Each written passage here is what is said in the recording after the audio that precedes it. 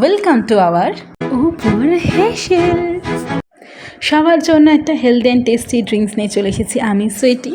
তো চলো শুরু করা যাক। প্রথমে একটা পাত্রে আমি 5 চামচ মুসুরির ডাল জলে ধুয়ে ভালো করে বসিয়ে দিয়েছি সিদ্ধ হতে।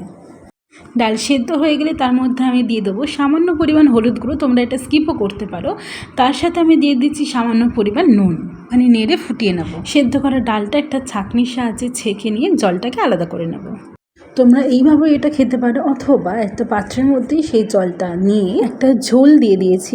এই ঝোলটা আমার দুপুরবেলা বানিয়েছিল, কিন্তু আমি যেহেতু খাইনি সেই জন্য এটার সাথে আমি অ্যাড করে দিয়েছি। তোমরা চাইলে নাও করতে পারো। এর মধ্যে আছে আলু, চাইলে স্কিপও করতে পারো। এছাড়া আছে ঝিঙে, কাঁচকলা, পেঁপে, বেগুন। সবজিগুলো সিদ্ধ করে অল্প তেলে 5 ফোড়ন দিয়ে এটা মা তৈরি করেছে। সমস্ত জিনিসটা আমি একটা পাত্রের মধ্যে ঢেলে একটা ছোট গ্লাস দিয়ে ভালো করে মেখে নিচ্ছি। ব্যাস, আর কি, এই মিশ্রণটা ভালো করে ছাঁকনি দিয়ে ছেঁকে নিলেই তৈরি হয়ে যাবে তোমাদের একটা হেলদি অ্যান্ড টেস্টি ড্রিঙ্কস।